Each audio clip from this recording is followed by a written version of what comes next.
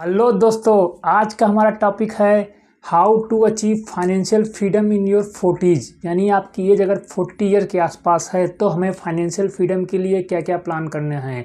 अभी नहीं तो कभी नहीं, क्योंकि ये एज जो है काफ़ी इम्पॉर्टेंट एज है। आपके पास अब लास्ट चांस है अपने फाइनेंशियल फ्रीडम को अचीव करने के लिए। तो आपको बहुत ध्यान देना है, बहुत सावधानी से करना है, सो दैट आप अपने फाइनेंशियली फ्रीडम के लिए अचीव कर सकें। तो ये 5 स्टेप हम कैसे कर सकते हैं ये जानते हैं। पहला स्टेप है सेट योर फाइनेंशियल गोल। तो आपको फाइनेंशियल फ्रीडम के लिए कितना नंबर चाहिए उसको आपको डिसाइड करना पड़ेगा, और अभी डिसाइड करना पड़ेगा। आपका मंथली एक्सपेंसेस जितना है उसको इंटू 12 कर दीजिए, आपका ईयरली एक्सपेंस निकल आएगा। ईयरली एक्सपेंस को 25 टाइम्स मल्टीपल कर दीजिए। तो सपोज आपका मंथली एक्सपेंसेस 50,000 रुपीज़ है तो ईयरली एक्सपेंसेस आपका हो जाएगा 6 लाख रुपीज़। तो आपका जो फाइनेंशियल फिगर नंबर बनेगा वो बनेगा 6 लाख इंटू 25, 1.5 करोड़ रुपीज़ आपका बनेगा नंबर, फाइनेंशियली फ्री होना है। तो ये तो रही पहली बात। लेकिन अगर आपको काफ़ी टाइम के बाद बनना है, सपोज आपको 60 साल करना है, तो आपको उसमें इन्फ्लेशन रेट भी एडजस्ट करना पड़ेगा।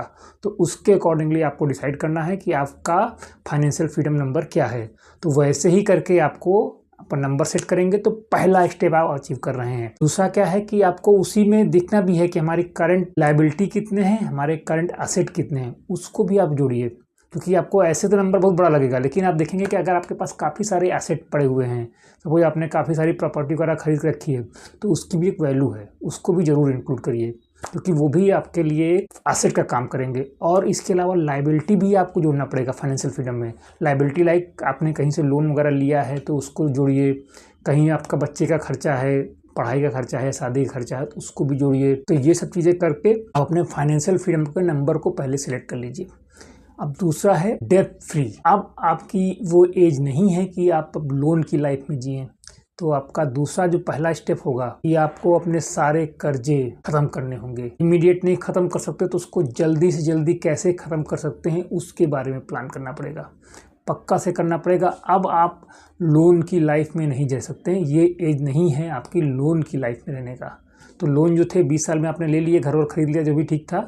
अब आप 40 के हो गए हैं, अब आपको मेच्योरली बिहेव करना है और अपने सारे डेप्ट जो हैं 1 बाय 1 ख़त्म करते जाना है। Make multiple source of income करना है। अब आप तीसरा पॉइंट था हमारा कि मल्टीपल सोर्स तो कैसे कर सकते हैं। एक तो है कि जहाँ पे जॉब कर रहे हैं उसी में थोड़ा अपने आप को अपस्केल करिए।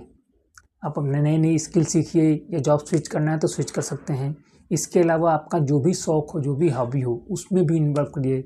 आप फ्रीलांसिंग कर सकते हैं, यूट्यूब में कर सकते हैं, ब्लॉगिंग कर सकते हैं, या आपको किसी को ट्यूशन वगैरह देना है तो वो भी कर सकते हैं। तो बहुत सारे ऑप्शन हैं। जो आपकी हॉबी हो, जो आपका स्पेशलाइजेशन हो, उसमें आप ध्यान दीजिए और multiple source of income develop करने को ट्राई करिए। क्योंकि अब टाइम आ गया है, आप किसी न किसी फील्ड के तो एक्सपर्ट होंगे ही। तो मैं मानता हूँ कि जिस फील्ड के भी आप एक्सपर्ट हैं उसको आप एक्सप्लोर करिए और कर सकते हैं। अब बात करते हैं चौथे नंबर की। जो इन्वेस्टमेंट है वो आपकी अब स्मार्टली इन्वेस्टमेंट करना है। आपको ऐसा भी डिफेंसिव नहीं हो जाना है कि नहीं सारे पैसे आप एफडी या एनपीएस वगैरह में डाल दिया कि जो आप ले ही ना पाएँ, या जिसका जो इंटरेस्ट रेट है वो खाली महंगाई के बराबर ही है। सपोज आप 6-7% कमा रहे हैं, 6-7% महंगाई में जा रहा है, तो आप अल्टीमेटली ग्रो नहीं कर रहे हैं। आपका जो मनी है, आपका जो इन्वेस्टमेंट है, उसको ग्रो कराना ही पड़ेगा। There is no other option. तो उसके लिए बेस्ट रहेगा कि आप इक्विटी में जा सकते हो, इन्वेस्टमेंट में, रियल एस्टेट में जा सकते हो। जहाँ पे रियल एस्टेट में भी आप रेजिडेंशियल प्लॉट मत खरीदिए, आपको लेना है तो आप कमर्शियल प्लॉट खरीद सकते हैं, कमर्शियल बिल्डिंग्स में ले सकते हैं। वहाँ का जो अप्रिसिएशन है आपका रेजिडेंशियल बिल्डिंग से ज़्यादा होगा, तो आप उन चीज़ों को भी दे सकते हैं। इसके अलावा रीट के थ्रू इन्वेस्टमेंट कर सकते हैं, या फ्रैक्शनल ऑनरशिप करके जो कॉन्सेप्ट आ रहे हैं उनके थ्रू भी आप रियल एस्टेट में इन्वेस्टमेंट कर सकते हैं, अगर आपका इंटरेस्ट रियल एस्टेट में इन्वेस्टमेंट करने का है। म्यूचुअल फंड में भी काफ़ी सारे ऑप्शन हैं। आप इक्विटी में जा सकते हैं, हाइब्रिड में जा सकते हैं। डेप्थ में मैं सपोर्ट नहीं करूंगा, क्योंकि अभी डेप्थ के लायक आपका एज नहीं हुआ है, आप 40 ईयर के ही हो आसपास में। तो अभी आपके पास टाइम है 15-20 साल का। तो आप 15-20 साल टाइम में आप अग्रेसिवली इन्वेस्टमेंट करिए और काफ़ी अच्छे से इन्वेस्ट करिए, सो दैट आप वो अपने फाइनेंशियल फ्रीडम वाले नंबर तक ईजिली अचीव कर सकें। और फिर भी आपको लास्ट पॉइंट पे आते हैं, अगर आपको फिर भी लग रहा है कि आप काफ़ी दूर हो अपने उस नंबर से, फाइनेंशियल फ्रीडम से, तो एक चीज़ आपको और करनी पड़ेगी। आपने क्या किया है कि जैसे जैसे आपकी सैलरी बढ़ी है आफ्टर जॉब, आपने अपने खर्चों को भी बढ़ा लिया है। तो अब उन खर्चों को आपको रिव्यू करना पड़ेगा कि कौन कौन से खर्चे ऐसे हैं जो कि अननेसेसरी हैं, लग्जरी बेसिस पे हैं, उनकी क्या वाकई में आपको ज़रूरत है कि नहीं है।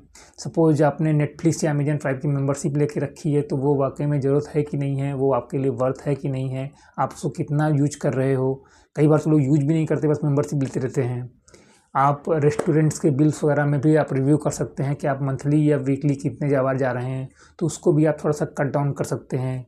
मूवीज़ वगैरह को भी आप थोड़ा सा कट डाउन करना पड़ेगा। लग्जरी एक्सपेंसेस जो भी आपके हैं उनको थोड़ा सा मिनिमाइज़ करने की ज़रूरत आ गई है, क्योंकि आपका फाइनेंशियल फ्रीडम का नंबर थोड़ा सा दूर है। तो हर चीज़ हमने लग्जरी के लिए होती है, फाइनेंशियल फ्रीडम भी हमारी लग्जरी ही है। तो अगर हमको एक लग्जरी पानी है तो एक लग्जरी में हल्की सी सेक्रीफाइस कर सकते हैं, तो करना पड़ेगा। अब आपकी एज है, आपको now you don't have any choice. आपकी एज हो जाएगी 58, you will be very much late.